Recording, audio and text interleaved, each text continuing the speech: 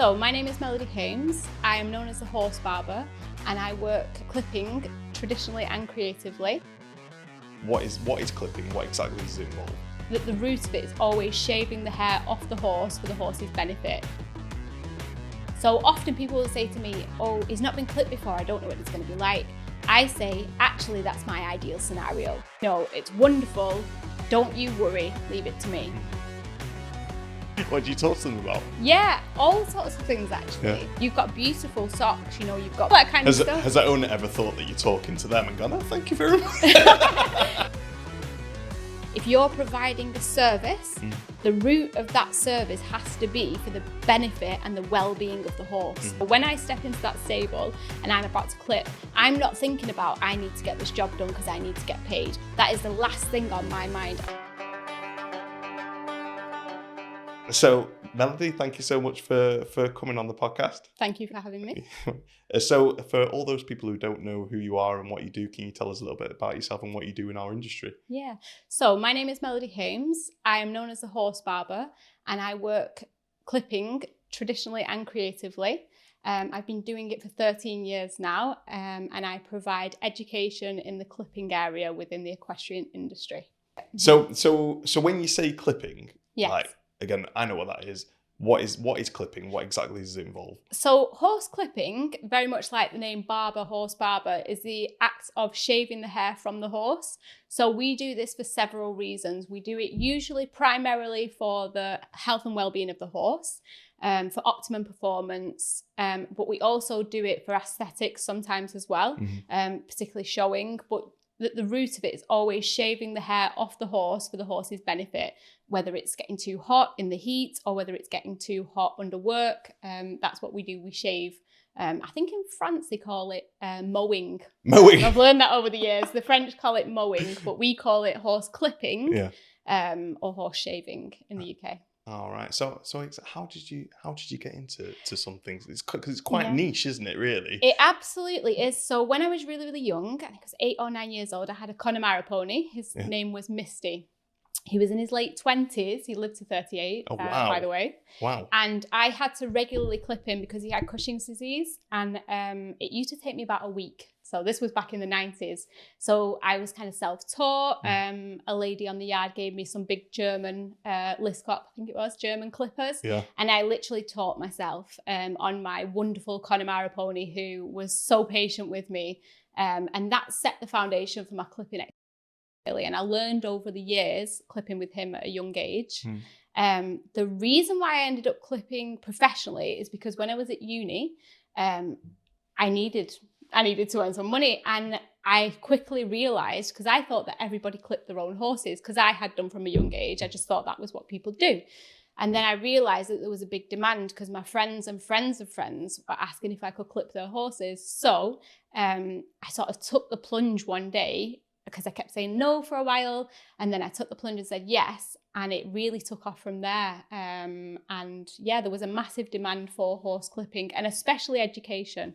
There's not a lot of education available then for horse clipping. So yeah, definitely. I think the education side of it, again, like similar to you, it was like you either knew how to clip or you didn't. Yeah, exactly. And there was no in between. There was no real go-to. Everything was very rigid. The rules of clipping, they were very out of date. They weren't moving with the times. There was a lot to be desired in the clipping industry, and there wasn't a lot of people offering that clipping service that had the knowledge and experience and the skill set really to fulfill that horse's clipping needs for the horse's benefit in a good, positive way. Most were negative experiences for horses. So there was a real need for that at the time when I set up business, really. Definitely. Well, you call yourself the horse barber, but yes. During COVID, my wife clips the horse, probably not as professional as you do. And I thought that, well, she clips the horse, surely she could, do my hair as well. No. Not a chance. You know what? It's really interesting that you should say this and bring this up.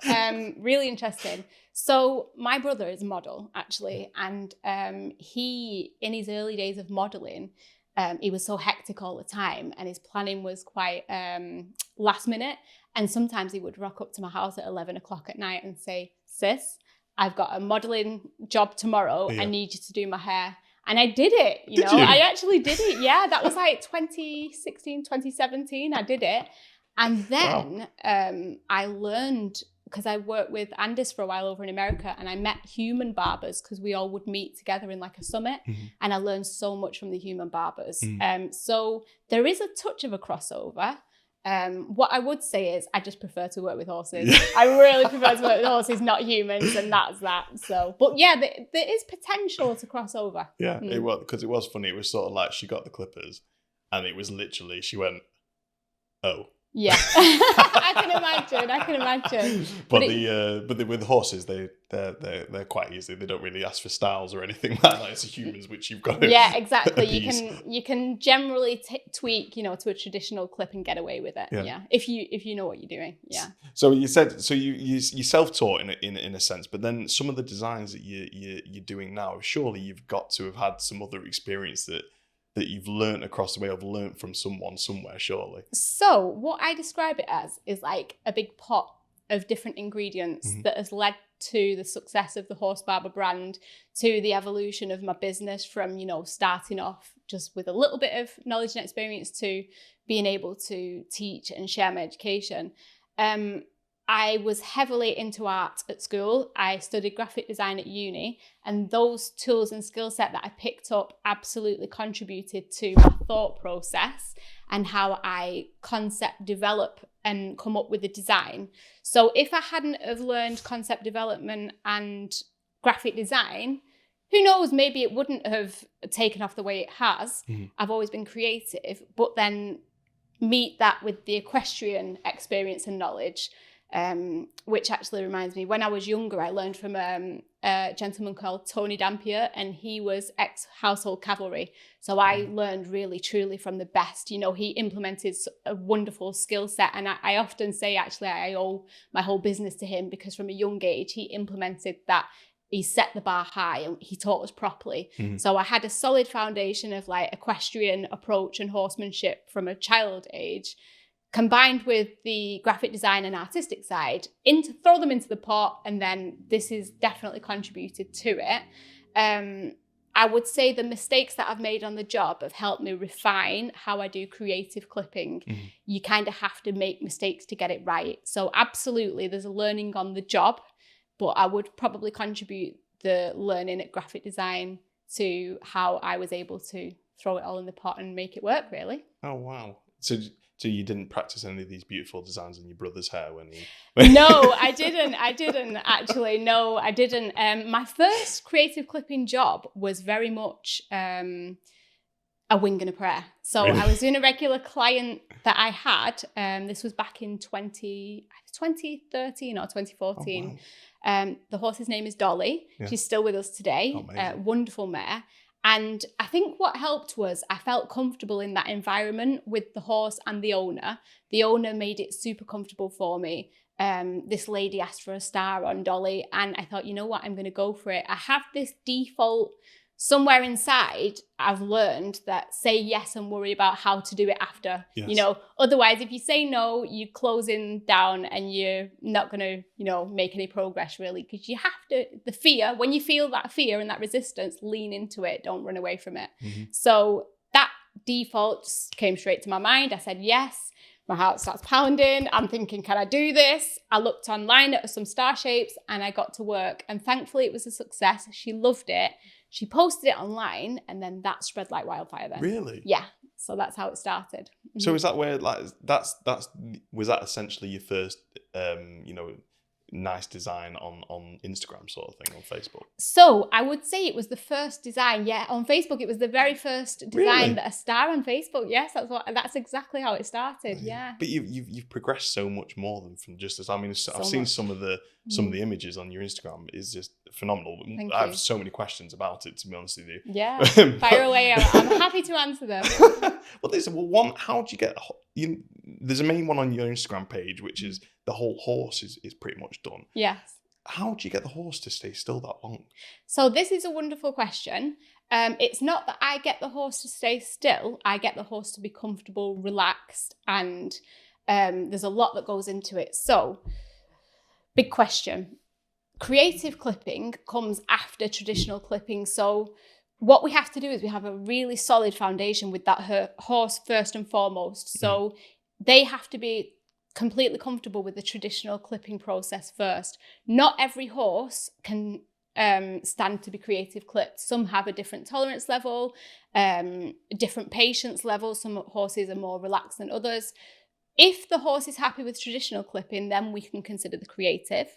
We break that up into time slots. So if a clip was to take me 16, 17 hours, like the Armadillo Moor, the first clip that I did in 2015 on Romeo, that took me a few hours. I actually broke it up into sessions. So it won't all be in one session. Sometimes I can be working for an hour. Sometimes it can be 3. Regular breaks. So we let the horse have a drink, move around, leg stretch. We don't keep them tied up. I don't know why I always say we, because it's me. I don't know why. What is that? Royal we. Yeah, absolutely. Absolutely. I think I refer to me and Romeo as well, who was my business partner. We were a we. But I guess it's I. So, it's really important to keep the horse comfortable. Knowledge of what you're doing with your tools is critical, because if you're using the wrong blade at the wrong angle, you're going to irritate the horse. So it's about observing how the horse is feeling at all times, and the horse will let you know if they've had enough or if they need a break. That's the key critical aspect. Also, not only the horse needs a break, you need a break. You make sure you're eating, you're drinking, you pace yourself. We don't rush these things. You know, we don't rush these things. If we rush, it creates a pressure, and then it's just going to backfire. And just allow the horse really that time and space, and take your time. So it sounds like you're quite in tune with what the horse is feeling, or try to be in tune with what the horse is feeling. That has to come first before everything else. We do this for the horse's comfort and well-being, primarily traditional clipping. Creative clipping is an add-on addition. It's a creative expression. It can bring happiness to people, but also the horse will enjoy the process of being creatively clipped because it's a grooming session for them. So if we introduce that environment and create that space for them to feel like this is a big pamper session, spa day, haircut, it's as therapeutic for them as it is for me doing it. You're very in tune with how the horse can be sensitive towards these things and how they feel. Absolutely. And it has to be for the comfort and well-being of the horse. Anything that you do, if you're an equestrian brand, if you're an equestrian business, if you're providing a service, the root of that service has to be for the benefit and the well-being of the horse. That has to come first. So when I step into that stable and I'm about to clip, I'm not thinking about, I need to get this job done because I need to get paid. That is the last thing on my mind. I can walk away from a horse that if I know that a horse isn't ready to be clipped, or it's not applicable or not right to clip them, I can walk away and the money doesn't bother me. I'm stepping into that environment with the horse to know that what I am doing is for the comfort and well-being of that horse. That sets the tone then for what comes next. So in that, you have to observe the horse's behavior. You have to observe eye contact, you can look at the body. There's several things that you can look for that are going to indicate to you whether that horse is ready for you to proceed or not. Can you take us through some of those checkpoints that you do? Yeah, absolutely. So I've pulled up to a yard. I'm walking towards the horse that I'm going to be clipping. I'm observing environmental factors at this point. So I'm looking at the yard. I'm observing everything in the horse's space. Does the stable look big enough? Is it dark? Does it look comfortable in the stable? Do we need to bring that horse out of the stable space and onto the main yard, which often we do because it opens up an area? Is the light shining directly on the horse? Is it the light in his eyes? Does he need to be in the shadow? So many different things. Wow. I'm considering all these environmental factors. Temperature. I look to see if the horse has had access to water before I've arrived to make sure that that horse could have had a drink. If I'm not sure that that horse has had water, I'll say, you know what, let's just see, give him the opportunity to drink. Has he got a hay net? There's so many different factors. Does the horse look hungry? We don't want the horse to be hungry when we start clipping because that's just setting yourself up for failure straight away. So the next thing what I will do is when I approach the horse, I will just let the horse smell me. I'll see, is he comfortable with me being in his space? Does he need me to back off? Does he need his owner to be present? Or does he need his owner to not be present? That can be a thing as well. Really? Sometimes horses need their owner to be around because they trust their owner. Or sometimes the owner's apprehension can transfer to the horse. So in that case, sometimes what I'll say to people is, maybe can you go and fill a hay net? And while they're doing that, I'm just connecting with the horse and setting the tone and letting them know it's going to be okay. And making that connection. Yeah. So 9 times out of 10, that connection is established and I proceed. Sometimes the connection, I call it meeting me in the middle. Yeah. If the horse isn't meeting me in the middle, we'll spend a little bit of extra time. I'll put my hand on the shoulder. Let's get grooming. Let's see if this is going to put you at ease. Yeah. If the grooming technique over the shoulder, over the wither, and me just connecting with the horse works, then we proceed. If it doesn't, and I can see that this horse is not ready or it's not receptive, then there are times where I will say, I don't think that it's good that we proceed at this point with this horse. And I will explain that I will not clip that horse. And that's a whole thing. Yeah. And that's okay. If I'm not going to let my ego get in the way and think I need to clip every horse that crosses my path, that's not reasonable. I clip hundreds, thousands of horses. So there are going to be some horses that I can't work with. And that's okay, But that's great that you actually are aware of that and don't sort of push, like you said, to okay, I'm going to clip, I'm going to get the money here. I need to. Oh yeah. That the horse welfare comes first, which is fantastic. Yeah, and if you're driven by your ego or lack because you need the money, you're going to end up in big trouble with horses. You can't get away with that for a long period of time.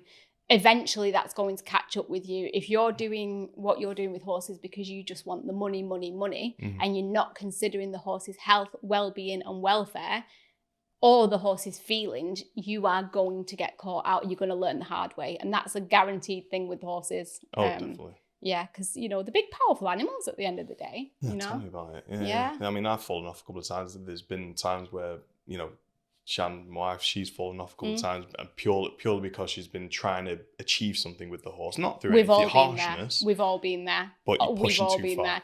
Oh, Romeo, my horse, he taught me a big lesson when I was leading him out when I first got him. He wouldn't walk next to me. Why? Well, that's a big, that's a lot to answer. That's a big question. He did have PSSM2, which was MIM, like muscle myopathy, and it really affected his muscles and his movement, and he was in pain a lot of the time. It took me a while to work out what was going on, but thank God we did, and I was able to help him. And that's what it all boils down to. Whenever a horse is resisting, there's a reason behind it. There's a pain behind it. There's a lack of trust. There's a fear motivation behind the behavior. There's always something at the root. A horse isn't doing it to get at your ego. It's not doing it because it doesn't like you as a person. And I think this is something that we can all learn from. Like, when something's going on with the horse, he's not doing it to be difficult.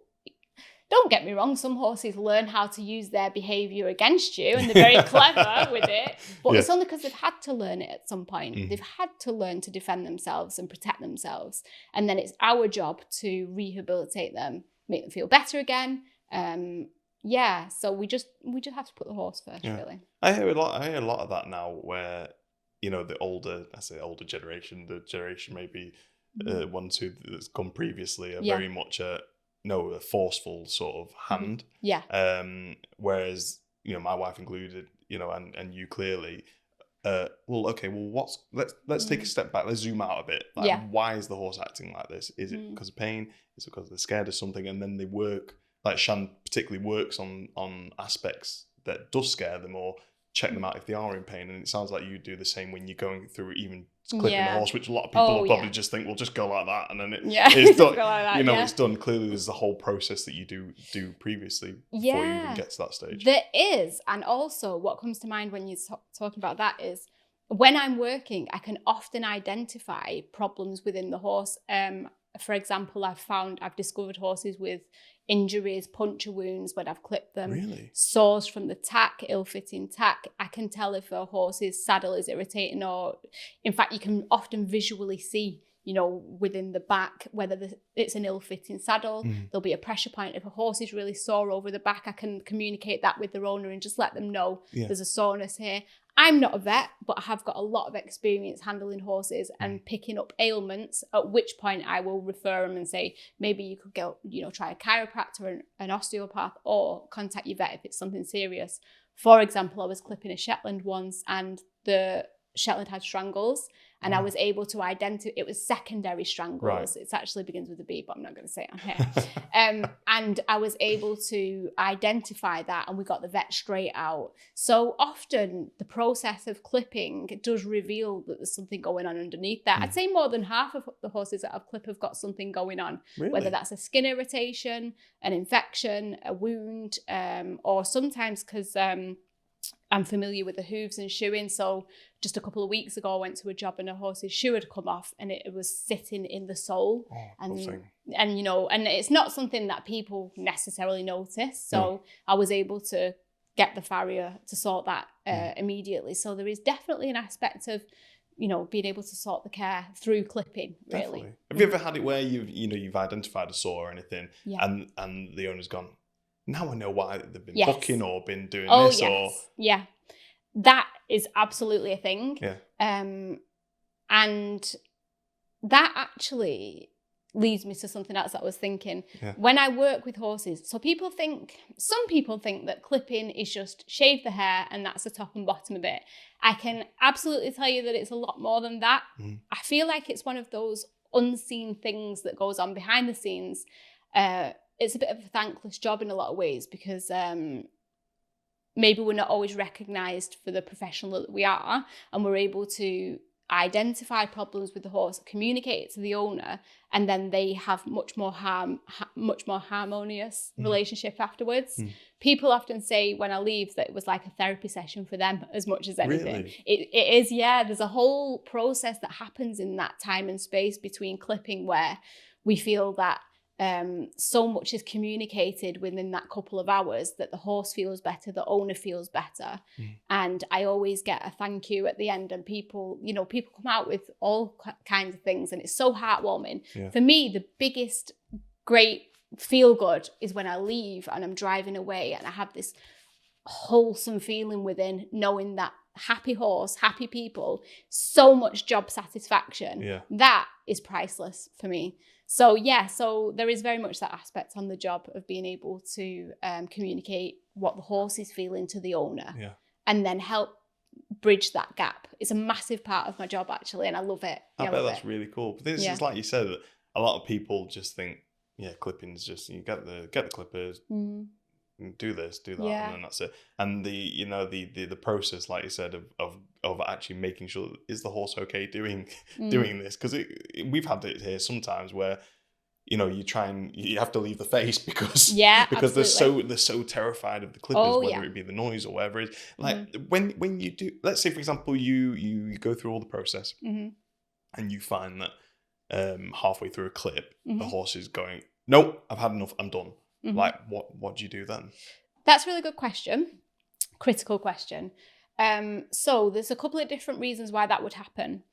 Usually my checkpoint has failed, and that has happened early on when a horse has been sedated and the owner hasn't told me that they've sedated it with Sedolin, which is no good for clipping. It wears off at the wrong moment, and then that contact between me and the horse has been masked, and then it wears off, and then I can't finish the clip. That's happened about 2 or 3 times. Really? Where the owner hasn't told me that the horse has been sedated, and then I haven't been able to complete the job because I wasn't 100% set with what was in front of me. The message wasn't clear. So that's the first reason why that would happen. The second reason would be an error of my judgment. In order to prevent this from happening, if I feel that I'm not 100% sure, but what we're going to do is we're going to work to the horse. The horse is going to let me know when he's not happy. If I don't think that I can successfully do a bib or an apron or an Irish clip, I probably won't start the horse. If I think 90% or 70%, I think we're going to be able to do this, I'll start off with a small area and I'll just match up, and we'll go for as far as the horse is happy. As soon as they can't tolerate anymore, or they've given me the warning that they've had enough, we just finish off by leveling up maybe an Irish clip on both sides, nice and even, and stop. But what I do is I explain that to the horse's owner when we get started. Any new horse that comes to me, I say to the owner, worst case scenario, we're going to have to sedate to finish. Very rare, but I'm just letting you know, are you happy for us to proceed? At which point, most of the time, they'll say yes. I Occasionally you'll get somebody say, well, no, because I need a show to go to. At which point I explain, well, what's the most important thing at this point? The horse's health and well-being. I'm not willing to compromise my values and my ethics for the visual, for your need, really. I'm not going to compromise on that. If somebody holds fast and says, well, no, I'm not happy, I say, okay, well, today I can't do that for you. You can't. Yeah. But it must be, you're saying about the sedation, and immediately it came into my head then, is like, what about if they've sedated the horse and you go in the stable, for example? You put yourself in a bit of danger there. Major danger. And it does happen. It does happen, yes. It doesn't happen so much anymore because when a client confirms a booking, I send them a clickable link where they can go through the do's and the don'ts and like prep for the clipping session. And in there, I do state, please don't sedate the horse without prior discussion with me. It's not uncommon for people to do that. I think it's because they think that you're not going to work with a horse otherwise if it starts misbehaving. So they try and problem solve. But I say to people, let me worry about that. You're hiring me to do this job. You relax, let me deal with it. Your horse is in totally safe hands and I will use my judgment call to move forward with that horse. But it's so dangerous to sedate a horse and then put a professional in there and not tell them. Because what it really boils down to is the breaking communication between the horse and human connection. It's masked. It's like in a fog. Same way if you're using hard feed, it creates a break in that direct communication between me and the horse. Hay net's fine, but any hard feed, any treats, it's not going to work. No. We don't use that. Why is that? Why? Because the horse is fixated on the food. So it stops communicating with me. Or say if we are using feed, the feed runs out straight away. I'm still only halfway through. The horse is going to default back to, I'm not happy with this now. His attention is back on me. So we don't really work like that. It's not the best way. Do you ever get like clients where you have to sort of warm up to the horse, like do a pre-clip session with them? Does that make sense? Yeah, absolutely. So I do offer a confidence building sessions over summer for horses that have got some sort of past trauma. It's always past trauma. A horse 9 times out of 10 won't preempt clipping negatively unless it's got a reason to. So often people will say to me, oh, he's not been clipped before, I don't know what it's going to be like. I say, actually, that's my ideal scenario because I've got a fresh, wonderful opportunity to present clipping to your horse as a positive experience, and we're going to set off. There's no tainted, there's no bad experience from the past. It's wonderful. Don't you worry, leave it to me. Sometimes horses have often actually, really negative experiences with clipping in the past, which always boils down to lack of skill set, lack of knowledge, lack of tools, lack of horsemanship. Sometimes I can rehabilitate them back and we do what we call build-up sessions, which is up to a 60-minute session. I introduce myself to the horse and we just go at their pace. And sometimes we do several of those in the lead up to clipping day. And 9 times out of 10, they're successful. Really? Yeah. And it's wonderful. Just giving them that time and that connection, and it's retraining their stimulus, I suppose. Stimuli, is it? Stimulus. Yeah, it's retraining their thought process to a perceived threat. Okay, so once we've done that, it absolutely can mean that we have happy, successful clipping moving forward. Summertime is a great time to do that. You don't want to leave it till December and the coat's really thick and then you're up against it. Some horses, unfortunately, I can't be successful with the confidence building sessions. Some are, what I say, quite far gone in their defensive skills, at which point you have to think of the health and safety of the horse, the handler, and myself. So I know when to call it quits, really. Don't let like you said, you don't let your ego get in the Absolutely way of it. not. You can't, because if you do, you're going to end up on the floor in a bad way. Because some horses, they know. They've had, unfortunately, and it's not their fault, they've learned how to be defensive. And the reason why they get to that point is because somebody somewhere have forced that horse into a submission. They've used force. So resistance creates resistance. So if you're going to use force for the horse, let's face it, they are probably 100 times stronger than us. But for some people, their ego, they want that horse to be submissive and they'll do anything to get there, unfortunately, and it's not pretty. It's not pretty. I know we're probably starting off at that and going down a bit of a path here, but yeah. Have you ever had like a horse hurt you in sort? It's been very close. It's been very close. Yes, I have had some near misses, which have been training for me. Yeah. I'm very grateful and thankful that I've never been seriously injured with clipping. I've never been kicked. Nothing's happened like that. Touch wood. I know. I was going to, but then I believe that there's a higher power at play as well. Like I'm quite, I believe that there's something, energy is, there's something higher going on. As long as I, connect within self, that should be, all being well, the protection that I need, really. There's this one particular mare that I'll never forget, over from Ireland. I think she was about 17 hands. I was clipping her. Clipping her. She'd been hunted a lot. She was, top of the game. And I was clipping her. So I was clipping her offside, just near the stifle area. And I was coming under to her ribs. My left hand's on her and I'm just reaching on under.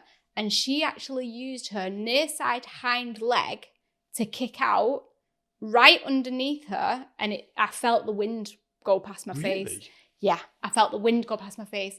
And, I took a step back and I counted my lucky stars that day because it was as close as I felt the wind past my face. And, what I have learned over the years is horses can use their legs in ways that I never knew. No. I've seen them, they can kick from behind to the front, which they don't ordinarily, you don't really see that a lot where they'll use the hind leg to kick forward. But again, this mare, she lived on her nerves. You could see that she was, she'd done a lot. Wherever she's been through quite a lot.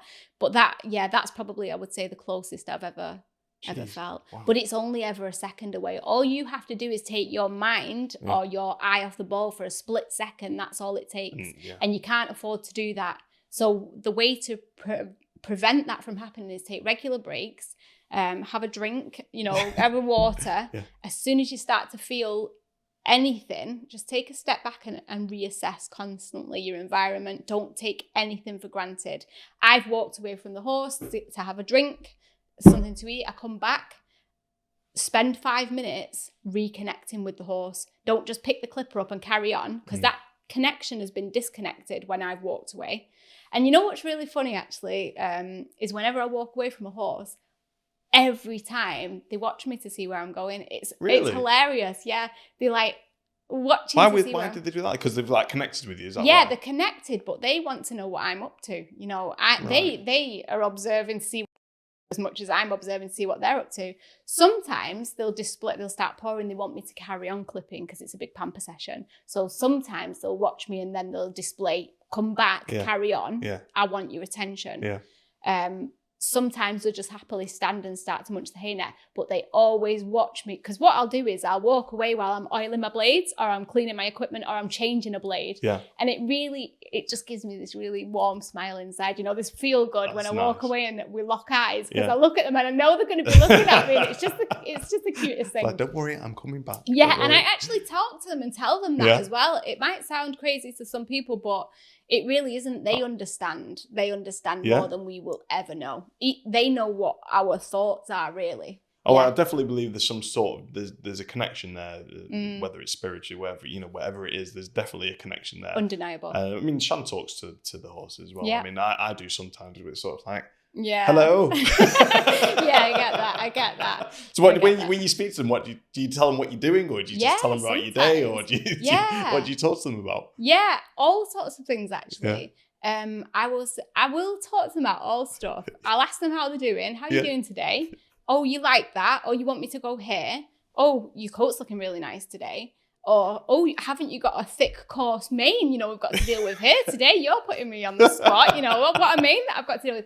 I literally speak to them like that. Or, you've got beautiful socks, you've got beautiful legs. Or, oh, you've got quite a bit of bone, all that kind of stuff. Has that owner ever thought that you're talking to them and gone, oh, thank you very much? You know what? They actually do get involved. And you find that often it will surprise them, or I'll pay attention to the smallest of detail and they'll say, oh, I hadn't thought about it like that. And then you bring in an awareness to the owner, to the horse, and they have this new way of perceived looking at that horse and a new appreciation. Sometimes it just takes for somebody different to come in, doesn't it? And point something out that was really obvious, but you didn't necessarily see. Definitely. No, it sounds like you, I mean, when you're just talking about them, I bet you're knackered after you come away from a clip. Well, physically and mentally. This is a really good point. So in 2016 and 2017, I was doing like 9-10 horses a day. I was up at 6. I wouldn't go to bed till 1. I was burning the candle at both ends. Wow. And to be totally honest with you, it was a form of avoidance. Actually, it was, my work was very much, I had a lot going on in my personal life, and my work was my escape. I lived and breathed my work, but I took it too far. And I ended up with something called Graves' disease, which is an autoimmune disease. I mean, there would have been several factors, but definitely I was overdoing it. Because it's the only way I knew how at the time. And I learned after getting Graves' disease, because it comes with like chronic fatigue, tiredness, the thyroid problems can really, really impact your emotional well-being, your mental health, your physical health, everything.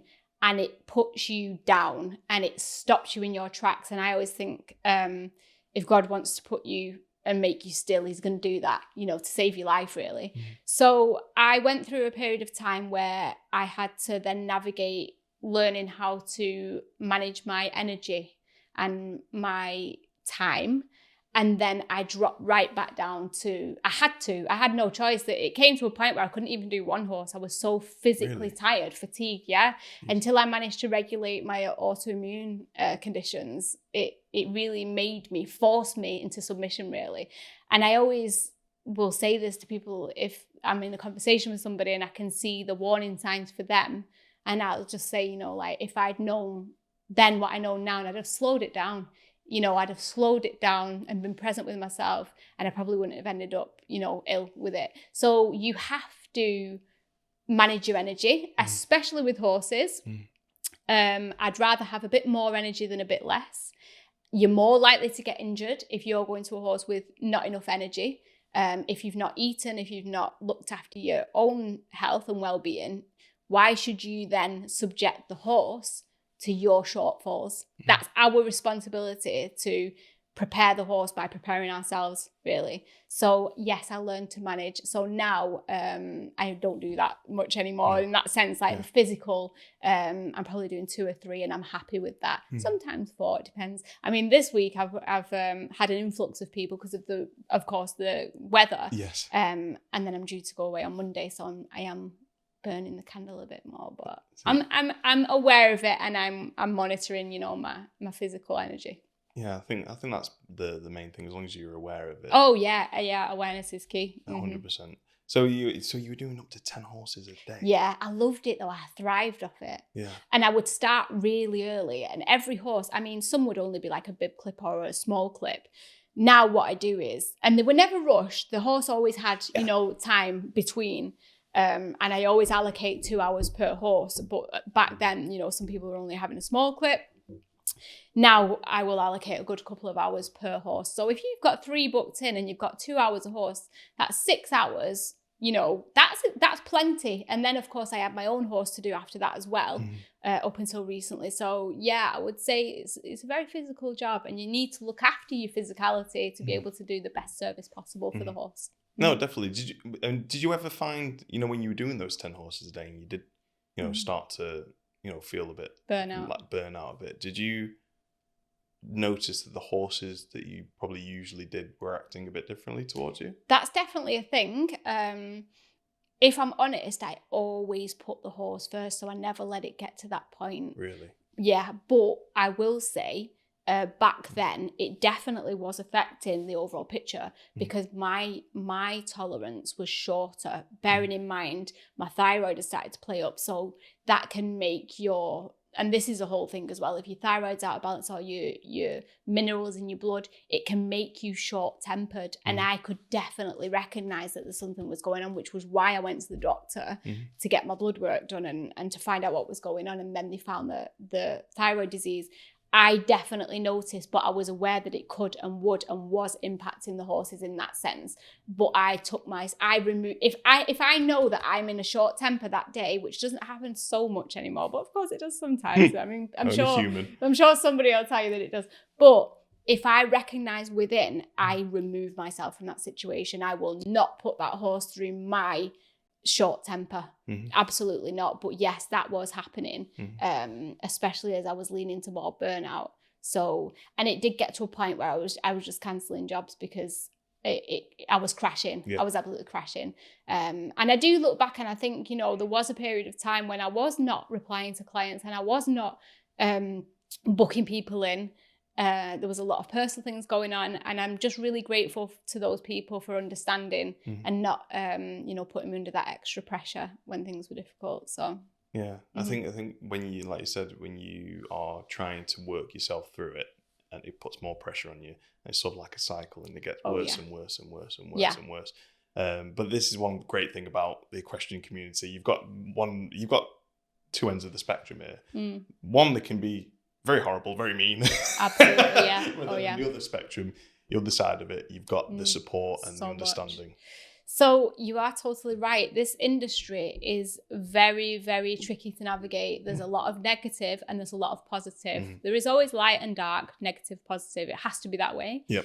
I would love to see more of a balance within industry. I think that it's very difficult to see the destructive behaviours from people on these yards, because I see a lot of it, and ultimately it's the horses that are suffering for it, and when you put things into perspective, the small things that people are arguing about, it really doesn't matter. Honestly, it doesn't. It really, really doesn't, especially because recently I've lost my horse after 11 years. Awesome. And I just see, the small things just really don't matter. Just please cherish the day that you've got with your horse. Please cherish the people around you. We have the ability to help each other, and we can actually shape our reality by putting positive thoughts out there, and we can actually bring the best out in others as well. If we come up to a challenging situation and we think the best of that person, you can actually then bring out the best in that person. And I'd love to see more of that on yards, even from the stable to stable, your next door neighbour. I would love to see, to bridge the gap, be compassionate for people on livery yards. The flip side is, since losing Romeo 3 weeks ago, the outpouring of love and support and connection from people has been worldwide, because we had followers all over the world, and people really connected to Romeo because he just had that about him, and our connection. But it's been really supportive, and actually it's cushioned the blow quite a lot. It's helped a lot. And to see that we're all in this together. If we're owning horses and we're riding horses, ultimately the time's going to come when we're going to have to all go through this process of losing them. And it really does give you a different take, and you can see clearly who's been through that process, because they are really reach out and support you in those critical times. And I'd like to think that now that I've been through this on such a level, that I can help the next person go through that. And that's what we're here to do, is to help each other through those difficult times, because there's nothing more precious, really. Yeah. So, well, we discussed it prior to the when we were communicating before you came on the podcast about Romeo, and then you told me about him, and how long did you have him for? 11 years. 11 years. So it's a long time, part of your life. Absolutely. A massive chapter. Yeah. He's been part of my business as well. We were business partners. He came along in 2014. Yeah. I set the business up in 2012. So he has been a massive staple, both with the traditional and creative clipping. What's really nice is I'm able to carry on, and I've been working since losing him. And I'm carrying him with me in my heart. He's with me. I can feel his spirit, and he's still teaching me from the other side as well to navigate this process of losing him.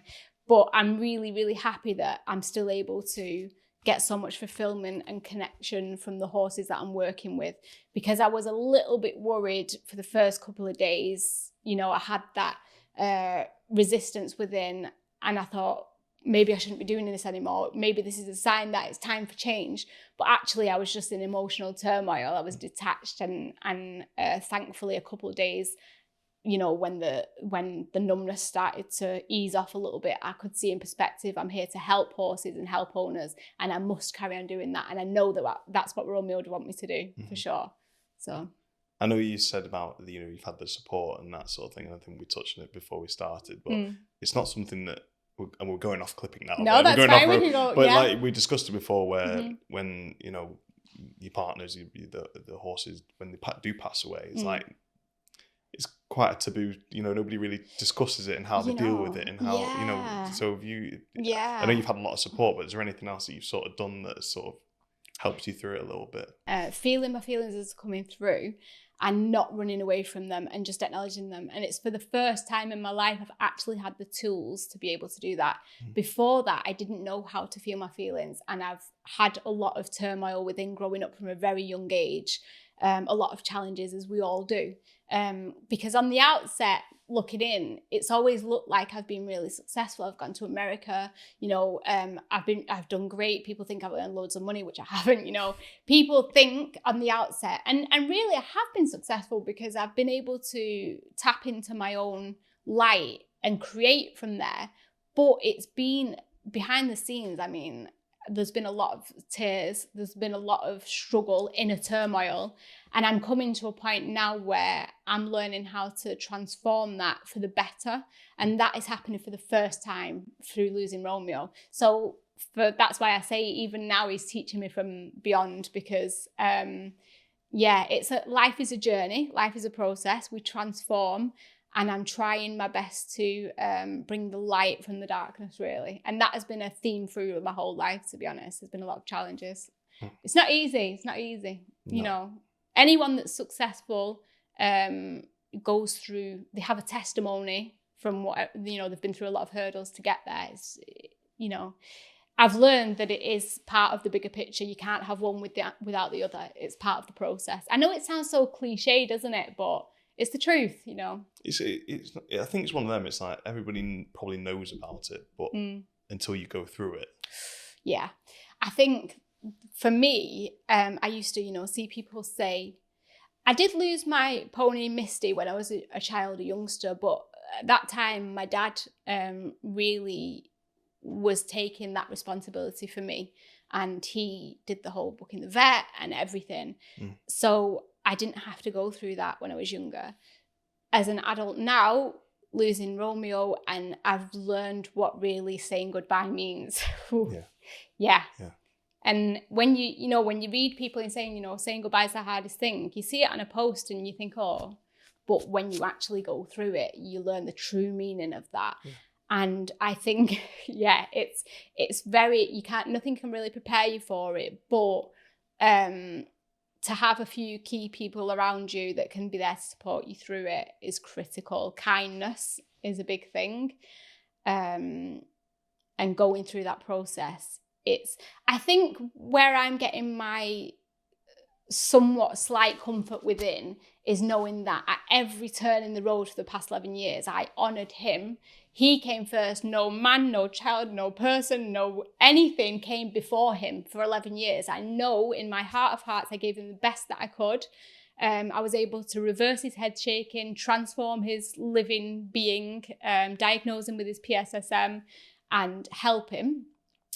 But when it came to the point that I couldn't, I didn't delay on that. And I've got within here a sense of calmness, because I know that I was out of options, and I did not have him stood in pain any longer than necessary.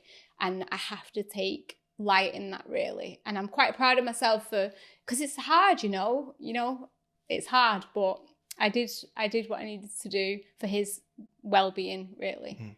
And it's not easy. No, it's not easy. It's not. I can understand how sometimes people can end up delaying that because it's massive confusion. You don't really realise what's in front of you until it's right in front of you. And then you have to be brave, and you have to breathe it in and just take one step at a time. I couldn't have done it without a couple of key people that have supported me along the way. that have helped with the phone calls to the vets, helped arranging things, money transfers, that kind of thing. Because that in itself is an added pressure on top of what you're going through already. Then you've got this financial output as well. So you've got like emotional turmoil, it's difficult. So I'm very grateful for those people that held my hand throughout that process, really. Yeah. No, well, it sounds like you've got a good team behind you with it. Yeah, I've got a couple of solid people. Yeah, a couple of solid people. So I'm grateful for that. A vet always said to me, obviously, we've got a riding school in Manchester, and the vet, it always stuck in my head. He said, "Can a horse be a horse?" What you've just said, I'm really glad that you've brought that up, because that's something that I would like to highlight today. Yeah. When you're in that situation and you're not sure what decision to make, it's a massive confusion. There's a lot going on. If the horse, like you say, can a horse be a horse? If the horse cannot function as it's supposed to without your intervention, you're already there. If you needed any clarity, because we all do it, with Romeo for years, I've spent, every last ounce of my energy and financially as well, let's not forget, on his vitamins, his supplement, everything to keep him comfortable, because he did have a genetic predisposed problem, but I was able to give him a great life. But ultimately, could he have continued without that? No. In fact, he was beyond that. He had a secondary infection that was out of my hands, and it was taken out of my hands. But actually what helped me through this process, you've just reminded me, I had a conversation with my dad, and my dad said words to those effects. And in that moment, boom, I realised, can Romeo be here? Can this horse be here without my intervention? No. And then it became crystal clear in that moment. If I needed clarity, it came in that moment. So I guess to anyone watching this, if you're faced with, you're in a situation at the moment where you feel such loyalty to your horse, you don't ever want to feel like you've turned your back on them. You don't want them to feel like you've given up on them. You're not giving up on them. It's the hardest thing to go through. But if you just ask yourself, could this horse live a life without your intervention at this point? If the answer is no, then just give yourself a break. This isn't on you. Just let what's in front of you be. We can do our best, but we're not superhuman. We can do the best of our ability, but there does come a point where our best is not good enough for them anymore, and we have to really be open to that, I would say. No, I agree. I've had it with animals my whole life, and are you going to put them through that for them? Yes. Or are you going to put them through that for you? Yeah, absolutely. And I think sometimes it's not actually a great conscious thing. Up until the 3 weeks before I lost him, I thought we were going to fix him. I thought, right, if this antibiotic doesn't work, we're going to try this. If this doesn't work, we're going to try this. Let's wait for the next swab result. Let's da-da-da. And that had been going on for about 3 or 4 months. Even myself, who I would like to think that I'm going to put him, it was a massive confusion. It was fog. It was misty. I thought, you think to yourself, oh, that's everyone else. We're different. Our scenario is unique. Everyone else goes through, maybe they can't see what's in front of them. I know that sounds really, probably quite ignorant, really. And I was ignorant to it, but now I've been through the process, I can see that I was that everybody else.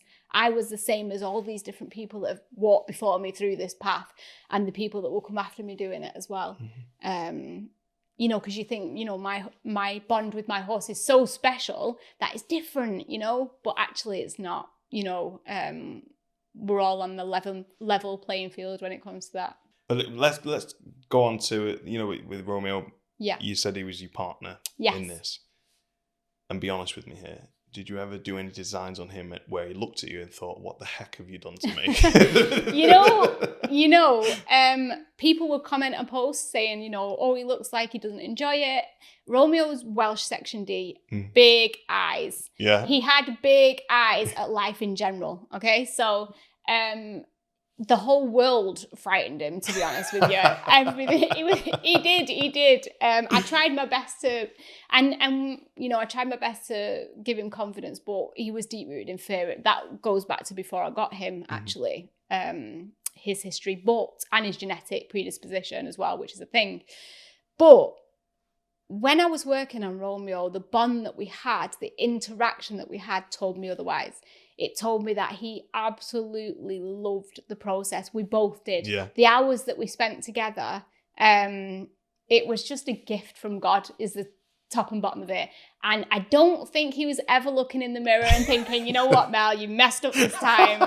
I don't think he ever thought that. I think the way that he moved in the photo shoots and the videos that we always had after every major creative clip told me otherwise. He strutted his stuff. He knew what his job was. He absolutely knew he was the main man, the model of the show, and everybody could see it oozed out of him. You know, he loved the job. He really, really did. He was a show-off showman for sure. Love that.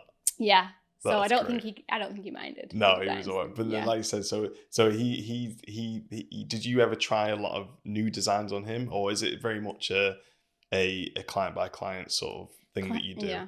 So I would say absolutely client by client. So every horse is unique. Yeah. Every owner is unique. When I get to a job, I'm establishing first and foremost what the owner's vision and motivation is for the clip. Then we want to level that up and match that up with what we're going to do to make sure it's the best for the horse first and foremost. Then often people will ask for a creative clip on the hind quarter. So I'll ask them what their idea is or what the concept is, and then I'll develop it for them. So horse by horse, I will do that because coat types are all different. So each job is unique. So I need to tailor my clipper and approach to the coat type, the coat colour, the horse's temperament. So yeah, it is very much job by job. We treat each horse that stood in front of me as the individual that they are, connect with that one in the moment, take all my knowledge and skill from the past, apply it and build on it with each new horse. So we've talked about the creative designs that you do. Yeah. Now, obviously, I think I assume the majority of the work is just regular summer clipping, winter clipping, that sort of thing. What are the advantages and why do we do it? And because again, I know it's always something that we've done. Yeah. At the riding school, we have to clip so and so. But I've never actually gone, well, what are the advantages of it? Why are they doing it? You know, what's the reason that every horse owner does this and stresses out about it as well? Yeah, why did they do it? Okay, so really great question. We're going to go back to basics here, as in back to traditional clipping. We do it first and foremost for the comfort and well-being of the horse. So I'm going to touch on some unobvious things here, different things than what you might read online. What comes to mind for me is when I am shaving the horse, when winter comes, the coat is thicker. So the most obvious reason is because when they're being ridden or in work, they get sweaty and they can catch a cold and get ill quite quickly. Respiratory distress can lead to all sorts of problems. You could actually lose your horse from a horse being sweating, rugged up overnight or left to chill overnight with a wet coat. They can end up with respiratory distress. They can colic from getting cold and tense. So it really is that important to make sure that these horses aren't getting sweaty and then being put back in the stall, temperatures dropping at night over winter, and they end up ill and sick. That's the first and foremost reason. The same way, if you look into history, the horses in history, I mean, there were the work horses that pulled the carriages and the carts, and that period of time, even looking back to the 1900s, horses were clipped. It's not a new concept. The horses were clipped in the 1900s. There's photos from the 1890s, the 1900s. Wow. Horses were clipped then for work purposes, for optimum work performance, yeah? World War II, horses were clipped in the war times. World War I as well, the horses were clipped. I mean, they lost a lot of horses on the front lines because they clipped them and then the horses were susceptible to the cold. So they did lose a lot of horses, but they clipped them because they wanted them to, they were in the most awful conditions and they would end up with skin problems. So if they clipped them, it was better in one way for the horse, but then they lost them for other reasons. So historically, it's been for work horses and in war times, really.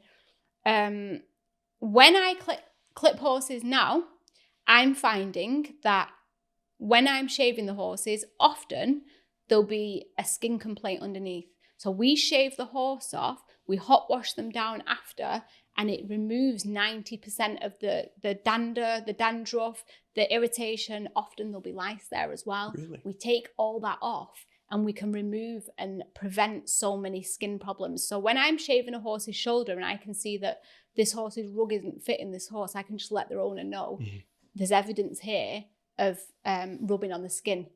And then, of course, the horse is going to get sensitive to being touched. So we're able to identify all of this. There's so many things to it. Even shaving the elbow areas. When we clip the fur off, it frees up the elbow area, so it's not getting clogged with dirt and pores in the pores. Often I'll find cysts in that area because there's clogged up, wrinkled area. So it gets gunky really quick. So really we're shaving that off so that it clears it out so the skin can breathe and it's not getting, like an infection or a secondary infection. So for the health and well-being of the skin of the horse as well, is critical for traditional clipping. So you do summer clips and you do winter clips, is that yes. right? So would you do like a different area or a different pattern or different things for a clip for the same horse that you do it in the summer as opposed to the winter? Absolutely. So one example would be I might fully clip a horse out, a black and white cob, in the winter time. In the summer, it's busier than ever now because there's been an influx of draft-blooded horses into the riding industry. Before, years ago, you didn't really have the black and white traditional cobs. They weren't as big in the 90s and the early noughties. There weren't as many in there. Now, they're prevalent and they have the draft thick coats. So now it's busier than ever for summer clipping. I won't necessarily do the same clip on the same horse in the summertime. If he's got really pink skin over his back, but we need to get his shoulders and his chest off, then I might suggest that we keep the back on to protect from the sun. Right. Or if we are going to fully clip, you need to make sure that you've got your UV fly rug offer protection for the horse, because it is different in the summer to the winter. So there are factors to consider when it comes to clipping in the different seasons, different blades. So it all depends on the horse really, but it's definitely a thing. Different seasonal clippings bring different things. I didn't even, I know now, but someone said to me, oh, you don't want to put a bit of cream on the nose, sun cream. Oh, yeah. I was like, what are you talking about? Yeah. Yeah, well, because they get burnt. Yeah. Oh, really? Yeah, they do. Is that, yeah, it's fully. Thing. Yeah, the pink membranes, especially a lot of these draft-blooded cobs are coming through. They've got a lot of pink membrane with the skin.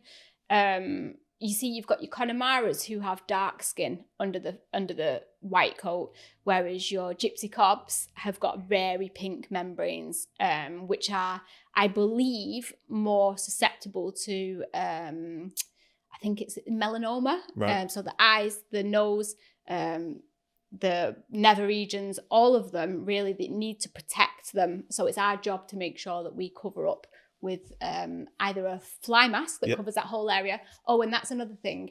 I won't clip up the front of a horse's head in summer, especially blaze, because it leaves them, the sun is directly hitting. So what I will say to people is we're going to leave the front of the head on for protection. Like you say, the pink area, which usually comes down from often comes down from a blaze. So so that's something that we have to consider. There's a lot to it. You've already taught me so much more for me just sitting on the riding school going, oh, it's like clipping that horse then. But again, there's so many questions I have got for you, and we will go through them. But just when you're saying with the clipping, like for example, if I'm having a shave, or if the barbers or whatever, they always go against the hair. Do you go against? Do you go with? So with horses, we do go against the grain. Right. With dogs, I think it's with the grain. Yes. Yeah. So with horses, we go against the grain. I don't know, actually. I'm saying yes. I don't know. I believe that's the case. Yes, I believe they do. that's the case. I've no idea. I know. Yeah. I don't clip dogs because I have done it a couple of times with my friends, but it hurts the back. Oh, really? It's so low. It's a whole thing. Yeah. So with horses, we do go against the grain. Now, there is a time and a place to go with the grain, actually. So sometimes it's beneficial to go with the coat over the hind quarter if it's a Cushing's horse, for example, and the clipper is struggling a little bit to go against the grain. You can go with the grain to skim off and then up against. Not a lot of the time. What I tend to do is as well on the head, we go, some horses are really sensitive in the curb area. I always think to myself, how incredible that people used to use curb chains on horses because, they do, but really it's such a sensitive area. So when I'm clipping down a horse's head, I will always go down first with the grain before I go up because it can prepare the horse's sensory nerve set for what's going to come next. Because if you just go up against the grain in this area, it can really trigger them. So we're going to go with. So there is a place for both, with and against. So even when you're clipping the horse, you've got to remember which way to go, and as well as all the environmental and all technique is everything. Yeah, Jeez technique is everything, and there's a lot to it. But knowledge is power, and this is why I like to share all this information because when you know, don't you? Yeah. And I'm just sharing what I've learned along the way in the past 13 years or so. I'm going to say, you said you've got some sort of courses or anything like clipping courses. Have you yes, so I've got the first of its kind online clipping course. Wow, take us through that. Take us through that because I've never heard of that before. Yeah, it is. The first of its kind, very unique.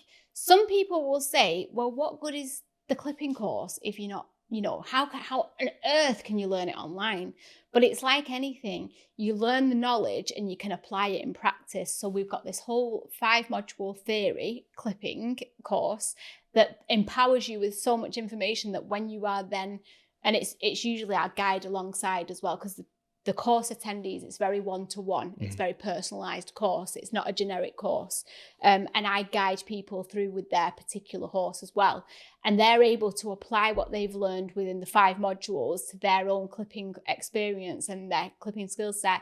And everybody that has done the course has come back to me and said, wow, I've had success in one way or the other. And as time's going on and I'm seeing the results firsthand, even I'm like, wow, because I used to have so much resistance. I'd be thinking, who wants to hear this? Really? But I was brave enough to then actually go and do it. And then when I see the results of people's learning, I'm like, I'm so glad I'm doing this, because there was a lot of resistance for a long time.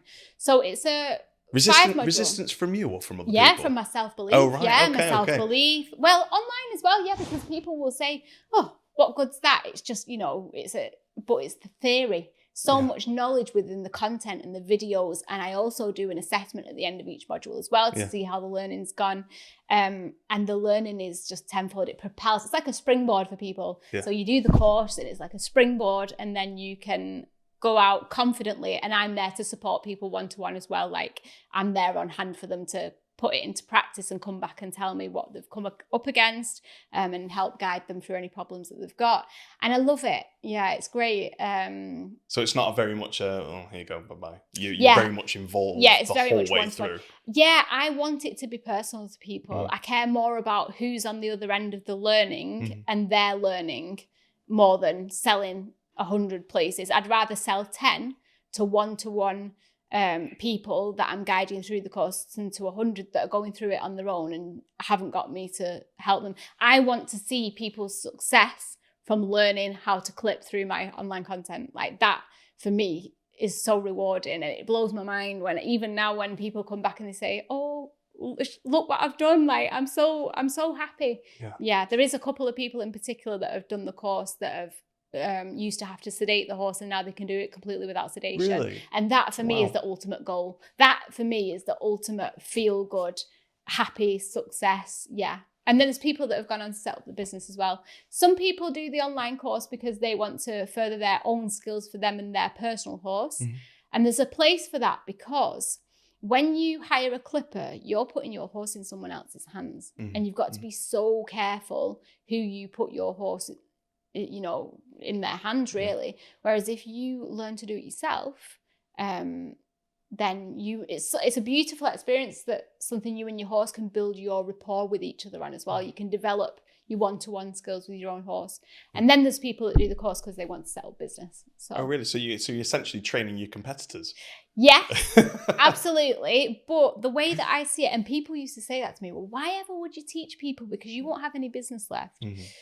The world is a very big place. Yes. Yeah, the world is a very big place. I live in the northwest of England, but I travel to America. I don't mind if 100 people set up clipping in Manchester. Yeah. It does not bother me. No. I would love to train 100 people to do that, because I'm not going to be able to do this forever. Like, we all have a physical, our backs, we need to look after ourselves. I'm not going to be doing this forever. One day, there's a day that's going to come when I clip my last horse. And I want to share the knowledge and experience and pass that on and leave my legacy behind through work. However could I do that if I'm worried about just holding all of it back for myself? You know, when you share, you actually get more. When you share and you put out there, more comes back to you. And we don't do it because we want to get something back, but it's just the law of attraction, and it's how it works in the higher power. Yeah. And it's, I really believe that. I've seen it too much to doubt that. So. And I agree with you. I think very much people go, I'm going to hold on to this knowledge and because it's all for me and I don't want anybody. But your ethos is very much, I think if everybody else clipped the way you do, Wonderful. there wouldn't be as much of a problem with clipping. There wouldn't, and it'll be a safe bet for horses and owners, because ultimately it's the horses. I hate the thought of horses having bad experience through inexperienced clippers. And if I can stop that, I'm going to make it my mission to. You know, I'm going to make it my mission so that horses are having positive experiences with clipping. You did just remind me, there was a period of time when I held it back. And the reason for that is, I think it was 2017, my work was blowing up. I was doing really well. I was being featured here, there, and everywhere online. I was going to America. And it was very pure and it was very beautiful. But then I started to get the poachers. They call them the brand, it's like brand poachers, basically. Go on, tell them that. And they take your brand, they strip from it what they want. So anything that you post in, they'll take your content and recycle it, repurpose it, and post it as their own. I had my content hijacked, photos used for people selling their equipment all over the world. I'd have poachers taking my words and basically reposting them. There's a lot of hijackers. Brand hijacking is what it is. For 2 years, I ended up closing up within, because it didn't feel good. I put so much work and effort into my work for somebody to just come along and take away the best bits and then take away, I suppose, steal my shine. And for 2 years, there was quite a bitterness around that. But thank God I was able to let that go and move forward and free myself back up. And it's still something that I do face, but I realize now that with success comes the darker side that people don't talk about. The brand vulturing, the people taking your content and using it for their own. It's part of the industry. It's not great. You know, we have copyright laws, we have trademark laws in place for the big times when that happens. And I have got a trademark brand, so when it comes down to it, I am protected in that sense. But you're always going to have somebody that wants to take what's yours. They see what's yours. They want the easy way. And it's my heart and my soul is in my work. So if you're going to try and take that, it's difficult. But it's a sign of success. I was just going to say it's a sign of success, absolutely. And you can always cultivate more success within. If you've got it, you're always going to be able to get more of it within. Just be true to yourself and do what you do and don't look back. You can spend time looking at the other lanes and what they're doing. Don't just stay focused on you, really. Because it only blocks your potential. When you start worrying about what everyone else is doing and what they're taking from you, it actually hinders you and it brings you to a standstill. And you could spend your life worrying about that. And thankfully, not a good way to live. I wrote, no, we don't worry about what everyone else is doing. No, we don't. No. But I think it's great. I think a way to be with business. So just going back to your course. So the course is all on your website. Yes, absolutely. Yeah, I'll put all the links in and everything in the description for anybody who's interested in going on it. Yeah, so it's all on your website. Yes. So my link in bio on my Instagram and my Facebook, or thehorsebarber.com is where you want to go. Awesome. There's a specific tab where it says online course. You can click through there. It's not open at the moment, but you can sign up for when the next one is opening, which is going to be the end of August. Brilliant. 6-week course. So we cover 5 modules. So within that, we've got the equipment module first. So we look at the equipment in exceptional detail. So you know exactly what you're going with moving forward. Then we look at case studies of behaviors and traditional clipping and how to approach. So we cover all of that. The next module 3, is the creative section. So some people want creative grooming, others don't. It's an optional module. You don't have to complete that. But there's so much knowledge in there that it's going to be a benefit. And it sounds fun as well, to be honest with you. It is actually. Some people are interested in it, some people aren't. But it's an optional module, so you don't have to do that one.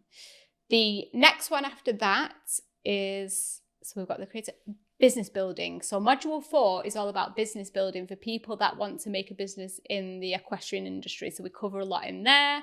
And then the final module 5 is preparation for success. So I prepare you, each person individually, for which direction you want to go in, set you up for your next preparation, for your next successful steps. So that's it. And then, I don't normally tell people this, but you have a bonus week at the end, week 6, and that's an extra one-to-one week with me, where if there's anything that you've fallen behind a little bit or whatnot, you've got an extra week to have with me. That sounds incredible. No, it's quite good, and it's supported as well. We're a group, and we all learn from each other. It's a small group, and yeah, it's really exciting. And also, there's a percentage of all the profit goes to Red Wings Horse Sanctuary as well. So for every place purchased, The reason why we do this is because when I was like 7, I think, my mum got me a pony. His name was Ben, a Shetland. It was like sponsor a pony from Red Wings. And Ben was like my first pony. And I remember being a child, what that felt like, having my own sponsored pony from Red Wings Horse Sanctuary. So I carry that with me. So me putting back in really is, I want to give something back. Yeah. So that percentage comes from the money generated for the course, the online course, and then it goes straight to Red Wings. So brilliant. Every person that attends the course is contributing to Red Wings Horse Sanctuary as well. That's brilliant. I love that. Thank you. That's really nice. That's really nice. I think it's it just feels like the right thing to do, 100%, feels like the right thing to do. 100%. I think the best, I think people, when you're in the industry, you just said then when you got your first adopted pony, how excited you. Yeah. But like when you're in the industry, you forget how special it actually is to be able to ride or even own a horse, or even go and see one when you want to. There's so many people, like when they drive past here and the horses are in the field, like, oh, look, mommy, over there. We're so blessed. We don't even realise sometimes that we're so lucky. Yeah, it becomes the norm, doesn't it? Yeah. And that's the problem. And the fact that Red Wings give that opportunity to people through the sponsorship scheme, I just think it's wonderful. So, I'm always watching what they're doing, actually. I'm always watching the posts and thinking, I have this thing where I see the horses that they've got, up for adoption. I think, I wonder what life would be like if he came to me, It's on my radar, very much on my radar. But it's a little bit early at the moment to be thinking about another horse. I'm going to have a little bit of time. And thankfully, I get the interaction with my work as well. Yes. So, because I can't imagine life without horses. If I didn't have my work to lean into now and that interaction with horses, I think it would be because it's a lifestyle, isn't it? So to lose Romeo and not have horses, I don't know what I'd do with my life, honestly. I don't know what I would do with my life. No. So I think the horses, especially with the world that we're in at the moment, I've said this multiple times, with people with getting loneliness, with depression, with exercise, being in the horse world ticks all those boxes. You have your purpose, you've got your social, you've got your physical, and it solves so many problems that people are having. I think so much. And this is the thing now, horse therapy is becoming quite mainstream. People are recognizing the benefits of it as our generation has become more connected and talking about emotions and feelings and depression. The conversation is more spoken about, and it's wonderful that horses are coming through to be our support network through this. I went out of my way actually to make sure that I didn't bring that sadness of my own into Romeo's space. For the last few weeks, I was so aware that when I was sad, he looked sad over the door. And I remember this one particular day, I think I realised, but I wasn't quite there. And I knew, somebody said to me, Romeo's feeling what you're feeling. Don't make him carry your sadness. And it jolted me. It jolted me in that moment. And I thought, I'm making my horse carry my sadness. No, absolutely not. And it sharp changed my approach. So I was sat in my car before I got out the car to go into the yard. He wasn't well at this point. And I thought, right, I'm going to be OTT today. And he always responded to how I was. So I got out the car, I walked on the yard, hi, Romeo. You know, I was like, actually, and his head perked up and he looked at me and thought, Mum's back. So, because I was always a bit crazy, you know, I was always like very vocal and quite joyous around him. And he always vibed off me in the same way. And literally his head picked up and he was like, yeah, Mum's back in crazy mode. And he lifted his spirit. And I was OTT. I suppose to a way I was masking how I was feeling, but I was doing that for his benefit. And it just showed me horses are feeling what we're feeling all the time. They mirror back to us what we are. So I think from a therapeutic aspect, I can see why horse therapy is really becoming the up and coming next big thing, really. And I would like to think that that will be somewhere that I move forward, because there's already therapeutic aspects of what I do with the clippings. So people will always say to me, I feel like I've had a therapy session with you. Like I feel better. I feel like it's been amazing. So I know that there is that aspect in what I do. I'm just not sure how it's going to incorporate moving forward, but I'm looking forward to seeing how that pans out, really. I think our industry will evolve over the next, 10 years. Absolutely. I think with everything, all the changes that are going to be happening in the world, I think the equestrian one will be one to watch, I think. And there's a need for it as well. There's an absolute need for it, yeah. Well, some of the stories you hear is just they've got the key to solve so many issues.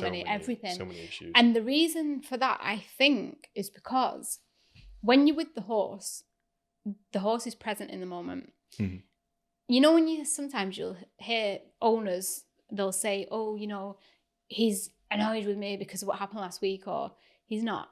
He's in the moment with you and he's vibing off how you're feeling.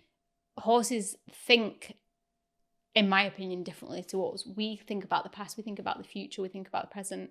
We have anxiety about the future, we have depression over the past. Horses are living in the moment because that's what keeps them alive in the wild. So there are horses that do go off past experiences and remember, but they're not holding it against you, really, unless you put them in the situation where they've got to defend themselves. Horses mirror back what we're feeling, and it's still in that moment, and we're faced with our own inner turmoil in that moment, and we can release it being in the presence of the horse. And I think that it's a beautiful way to release stored emotions. I kind of see the process, having been through it myself. So, it's wonderful that they provide that space for us. It's just being present in the moment. And in clipping, I'm very present in the moment. So maybe that's why it's given me clipping has given me so much purpose. It's carried me through, very difficult times. So sounds like it. And also the experience just sounds fantastic. I mean, I think I'd like that at the barbers when I go. Like, Barber to groom me a little bit on my shoulder. Yeah, absolutely. It'd be nice. We've talked about the course and obviously people learning how to clip essentially. Yes. But like, what sort of equipment do you use? Like, how much have you got? Have you got a trailer load full of clippers? Like, how many blades have you got? Which ones do you use for different coats? Start us somewhere with it. So that's a really good question. I started off with one clipper. That one Liscott clipper when I was a child. And just before I set the business up, I was still using that one clipper. Really? Yeah. Every job that I went to that I would get paid, I would invest in a new blade. I would invest back in. I probably did that for like 2-3 years. All my money went back into the business. I would try different clippers. I would try different blades. And I realized all the uniqueness points of each piece of equipment. And what I would say is every piece of equipment has got you something to teach you. Okay. So we don't dismiss equipment, but what I do is I teach people the best equipments to go for their particular horse or their particular what it is that they want to do. So I can share with them which equipment to use because I've problem solved with so many different pieces. In the learning process, it's not a bad thing to have a clipper that isn't right for the job because you learn why. So I say to people, because sometimes people will say, oh, well, I've already got these clippers, which ones should I have? So I say to people, don't worry about that. When they join in the course, I say, don't worry about buying anything. We're going to cover all this first. Don't worry about what you have and haven't got. Everything's got its use and its place. So that sort of removes the pressure from them about worrying about what they need to get, because that's like the big hurdle, the big first hurdle. So I say, don't worry about it. There are very much different blades, different clippers, different approaches to go through. We have the A5 blades, which are the snap-on pre-tensioned, and then we have the self-tensioning A2 style. So many different approaches. It all depends on the horse really that stood in front of you. I have everything really for the job. Yeah, I have something for everything, but that's because I've built it up over years. Wow. Yeah. When you say the tensioning, so I never understood this. Is that something that you do manually? Is that? Yeah. So actually, I've got a free download for everybody watching this. Oh, wow. It teaches you all about the different tensioning styles and how to tension. And the A5 blades that are snap-on are pre-tensioned. The tension's already set, so they're a lot easier for people. And the tensioning is done when it's sharpened or when it's made. What is tensioning? What is it? So what it is a tension set you've got on a heavy duty, for example, a liveryman. You will have a tension nut, a bolt, and a pin. Mm-hmm. So the pin holds the blades on. The spring or the bolt goes onto the pin, and the spring is what changes the tension. And then you have the nut on the top. So when you turn the nut, that compresses the spring or releases the spring, and that creates tension that makes the blades slide over each other and cut flawlessly or not flawlessly. So if the tension is correct between those two plates, you're going to get a flawless finish, okay? Right. If the tension is too loose, they can come apart and clatter. Mm-hmm. Or even worse, come flying off, and that's a really expensive mistake. Oh, really? That can happen. Not for me, but it could happen. Yeah, it could happen. Yeah. And then they have clattered, though. I've definitely done. What I always do is before I turn the clipper on, I check, before I plug the clipper in, I check that it's in the off position, because if it's on and I put the clipper on and I not check the tension, that can go wrong. Probably have done that in the early days. That's how I've learned. Probably have done that. Yeah. I have done that. Yeah. So what you do is you make sure that it's off, and then just check the tension. You can feel it. It's something that you feel. It is something that you learn over time. Yeah. But the download is definitely going to help you when it comes to actually putting it into practice. So we've got the self-tensioning. If we get it right, clips beautifully. If we get it wrong, it's no good. Like, you can have the best of equipment, but if your tension's not right, it's no good. You're not going to get a good clip. What makes the blade blunt? Because my wife is going through blades like nobody's business at the moment. So what is it that makes it blunt? Is it the horse's coat? Is it the tensioning issue? So there's several factors. Okay, so if someone comes to me and he says, my blades aren't clipping, okay, the first thing I'm looking at is the tensioning. So the first problem solving is the tensioning. Usually you can correct it with a tensioning combined with oil. So if you've got the tension right, but the blades are dry, it's not really going to work. It's more likely going to snag or damage and blunt the blades quicker. If you oil the blade regularly, you're preventing the blades from getting damaged. Even if the tension is right, dry blades, it's just going to blunt them straight away. Right. So I'd say most problems come first from the wrong tension and lack of oil. If you fix those two, then you've got a bit of a head start. Next comes the coat. If the coat is dirty, it sounds really cliche, but blades get actually sharpened, not always, but on like a stone block. So if the coat has got lots of gristly, dusty stone inside, it's going to blunt the blade. The same way it would sharpen the blade is the same way it would blunt the blade. Right. So if all that stuff from rolling in the arena in the sand or in the field is under the coat, you're blunting the blade straight away. Some bedding can do it as well, believe it or not. Really? My friend has a selection of Shetlands, and she changed her bedding.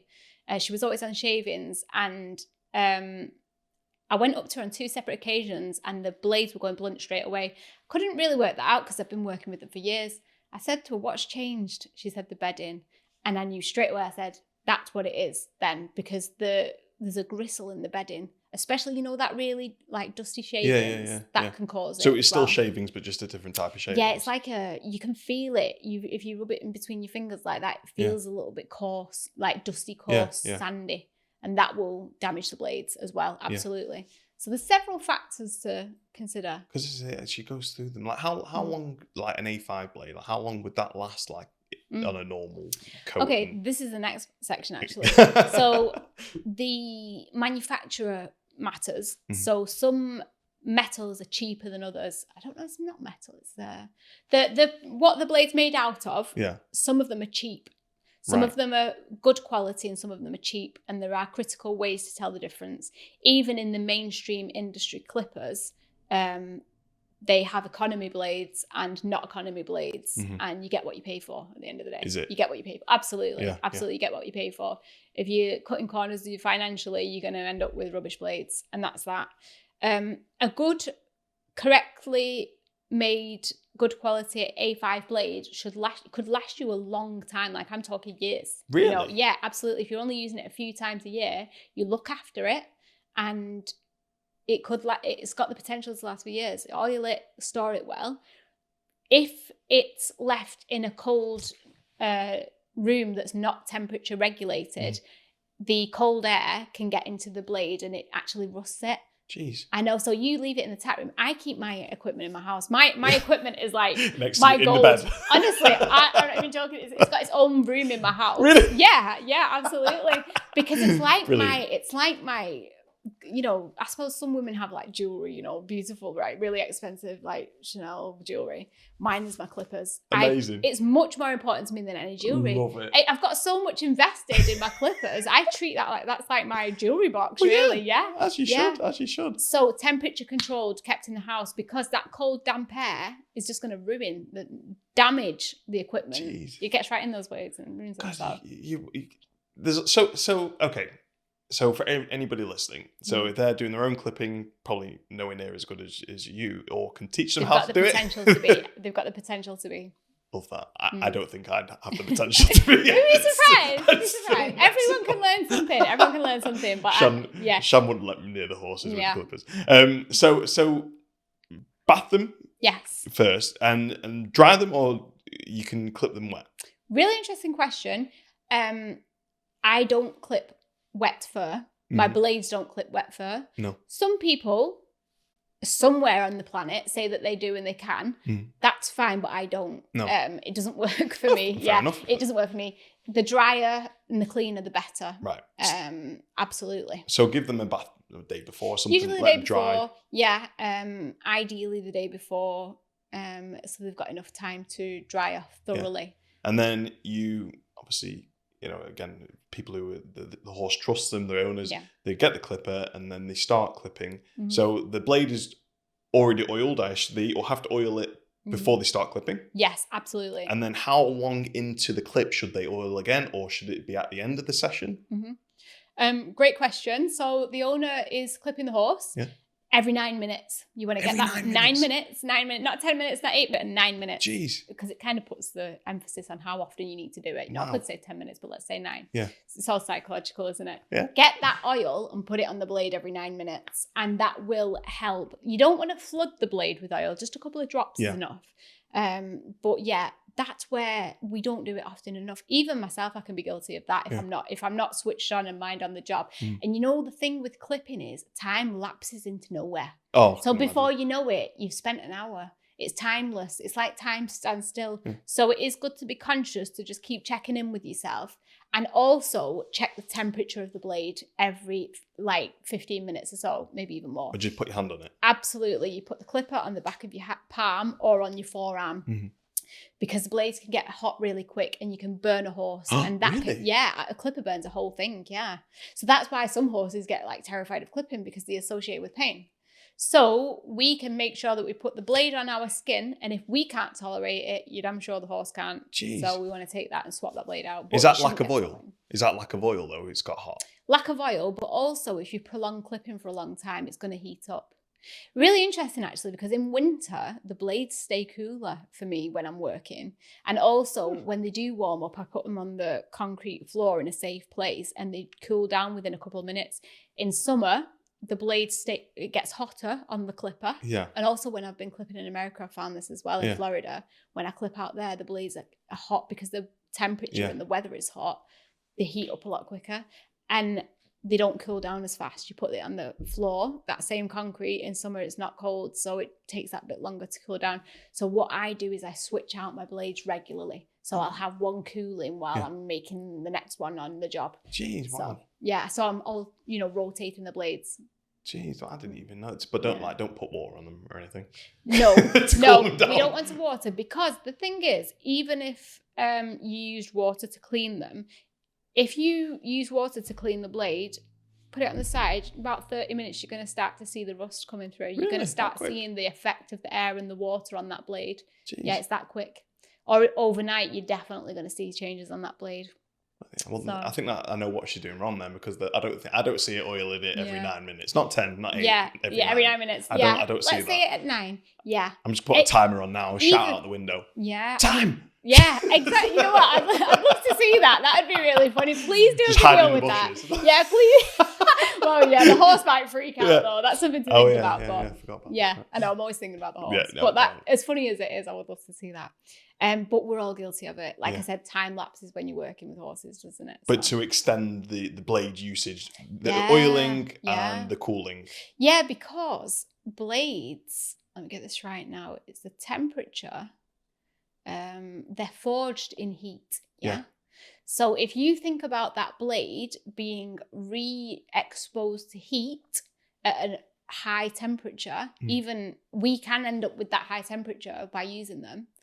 It's gonna warp the blade material in the same way it did to create the blade. That I've been lucky enough to be in the factory in Wisconsin in America, Andis, and I've seen how they're forged and they're made, and it's heat.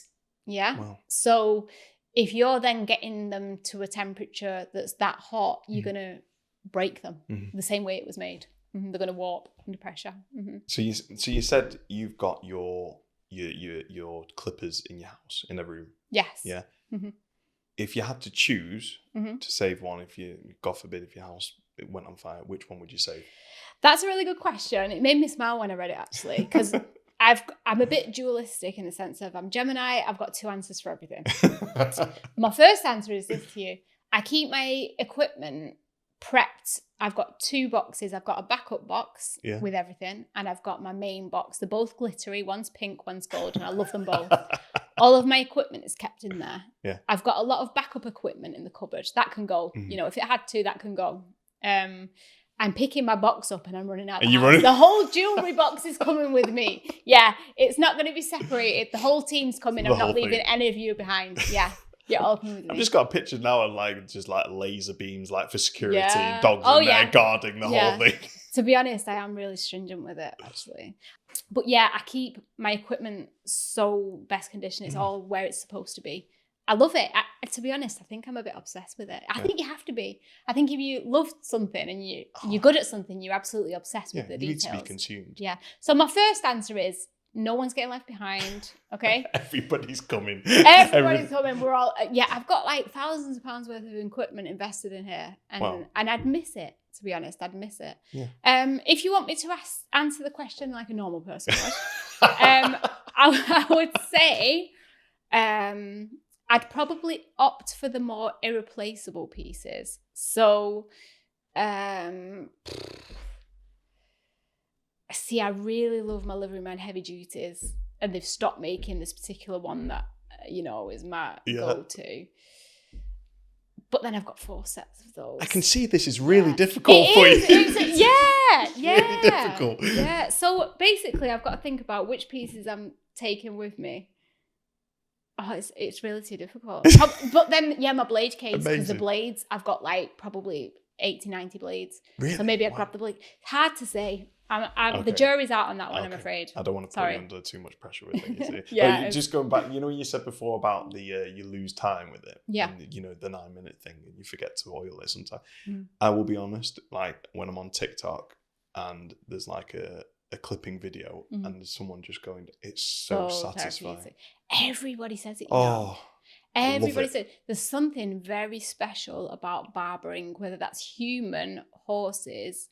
I don't want to say dogs as well. Yeah. The action of cutting hair, there's something spiritual in it. It brings a new spirit. Yeah. It brings a new spirit to the horse and to the human. It's like us when we walk out of the, well, not necessarily barbers because we've got long hair, but when we've had a haircut, you feel fresh, don't you? You feel Definitely. ready to go and face the world. You feel confident, you feel empowered. And I really believe it's the same for horses. The way that it gives them the spring in the step and they're ready, you know, they feel, I suppose it's like when you're at the gym and you take your jumper or your jacket off and you've got a new zest for life. You can go for another half an hour on the treadmill because you're feeling, you know, free again, aren't you? You've got less layers on and you're ready to go and you're ready to do the work. But the action of cutting hair is very spiritual. Yeah. I like I think it's probably a little bit higher above my consciousness. Why? But I just, everybody says the same thing. Something about it. Everyone's connected. Everyone agrees it's like so really spiritual. just lovely to watch. Yeah. You know, you just mentioned then you get like a bit of a spring in your step. So like I have it as well. Like if I go for a haircut and I'm fresh. Yeah. Do you see like an increase in performance as well? Absolutely. Actually, that is one of the core reasons why we clip. Performance horses are clipped out because they perform better when their hair is shaved off. Because horses are like humans. We sweat through our body. Yeah. So I think dogs is like the mouth. Horses and humans do share that sweating system, and they're able to sweat the heat out through the body faster, so they're able to catch up quicker. Yeah, so the respiratory, they're in optimum performance, like your polo horses, your race horses, your performance show jumpers, work horses, they're all clipped out really because it enhances their performance. So you're getting more bang for your buck, so to speak, aren't you? You're getting more performance from them. So it's not only just like a health aspect, it's also a performative sort of... Well, the two really go hand in hand, don't they? Because you've got the health aspect, but health and performance go hand in hand. You can't perform without your health. If you haven't got your health, you've got nothing. So, and I've learned that myself through my own health issues. So I can perform better when my health is on target. So I would say probably the clipping... We want to forget about the performance and the ribbons and the actual competition. Let's go back to the health. Always go back to the health of the horse, the health and well-being.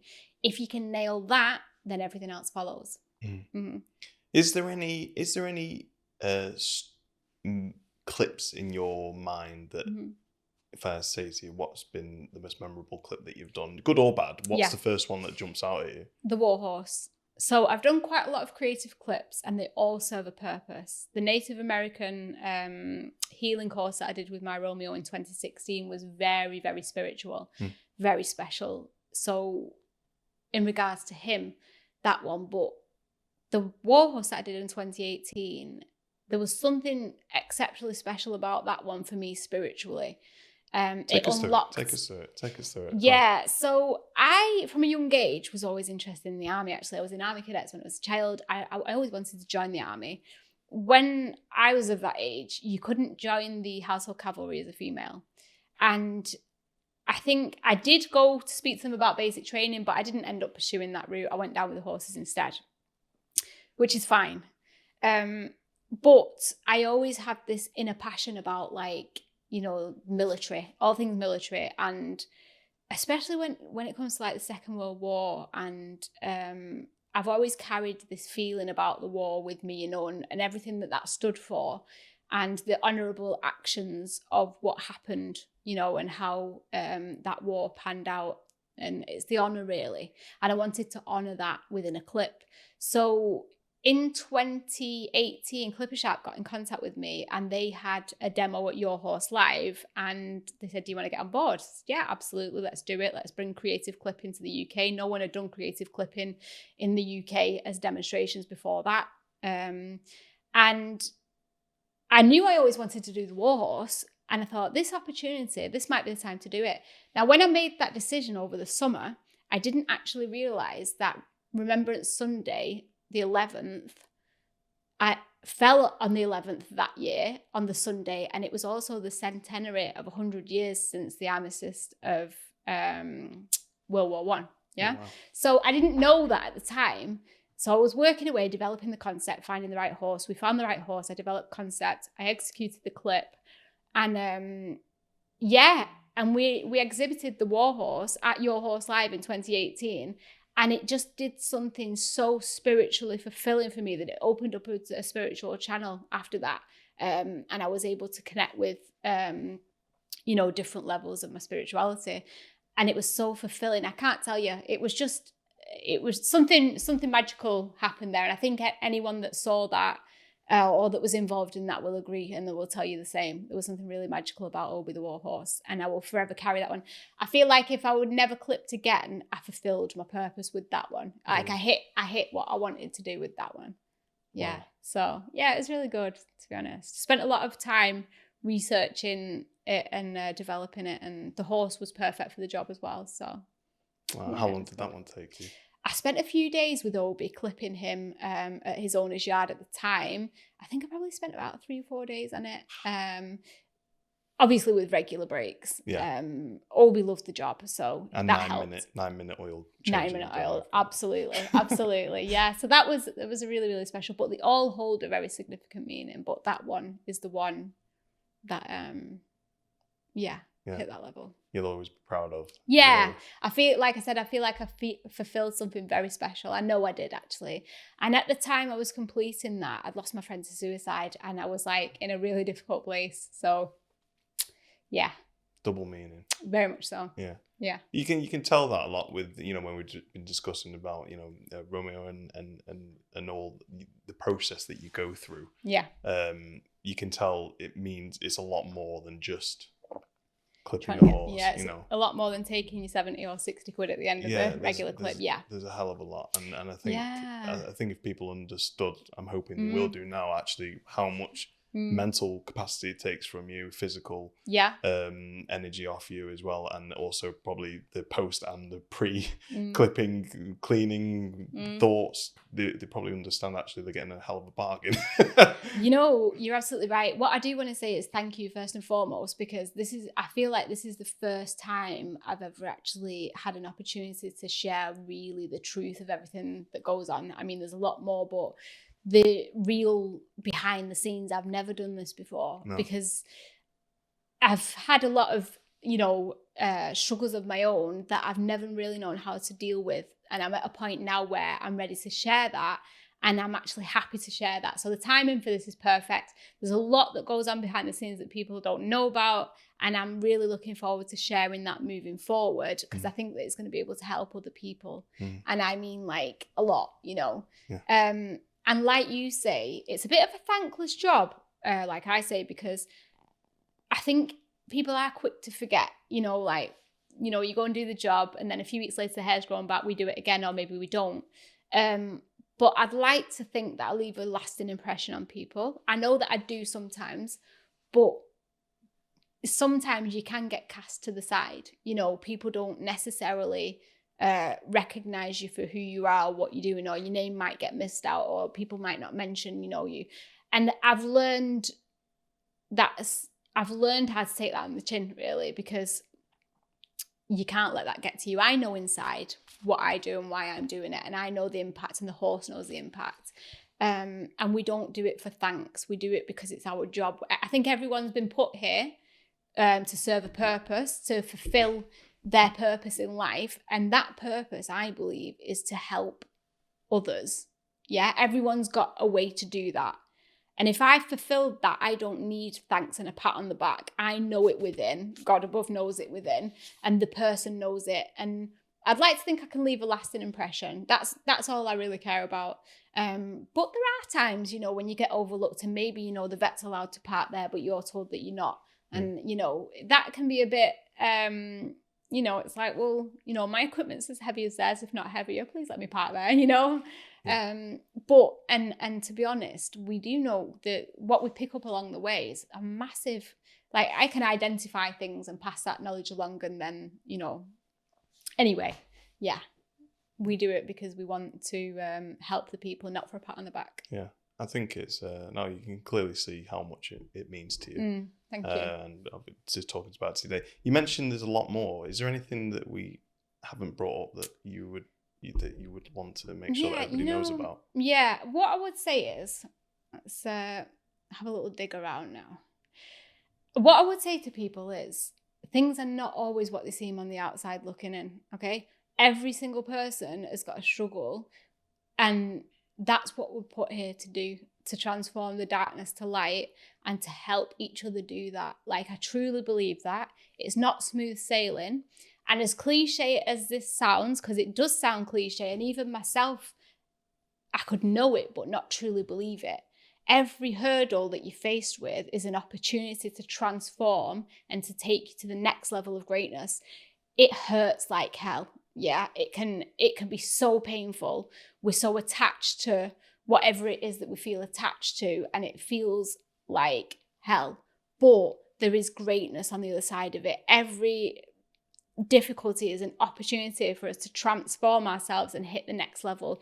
You can't move forward in life without it. I would say let things go from, like, don't hold the hurt in your heart. You have to let it out so that you can move forward, because if you hold the hurt in your heart, it turns to stone, and your heart goes to stone, and then it's going to keep you in a bad place. What you want to do is feel it and release it and move forward. It's okay, like, not to be okay. It's okay to have these struggles, and just be a bit kind to each other. I know it sounds so cliche, but yeah, there's quite a lot more than that, but in a bit of a gist, I would say. Mm-hmm. Well, I think if there was a way to end a podcast, yeah, I think that's probably not a bad one to end on. I think that's a really, really great statement. Maybe we could do a part 2 at some point when I come back from America, and we can maybe go a bit deeper into that. Yeah, definitely. We're 100%. And I'm sure there's a hell of a lot more that you've acquired over your years than we can do in a 1.5 hour, 2 hour podcast. Absolutely. And I feel like I'm ready to do that now, and I'm really excited. It's what's held me back, really, not being able to express.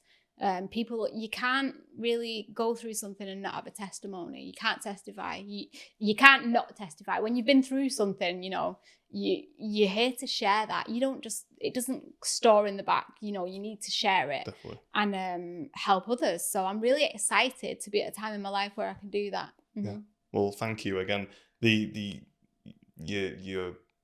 way you are, just as a person, and not only with the horse clipping and what it means to you. I think if there was a lot more people like you in the equestrian world, we wouldn't probably have that other end of the spectrum as much. We'd probably have it on the other side. Well, it's our job to get to work, isn't it? Yeah. That's what it is. So it gives us something to do. No, but thank you so much for sharing everything, and hope everybody's learned a lot from you. Yeah, thank you. It's wonderful to be here. So thank you very much. Thank you.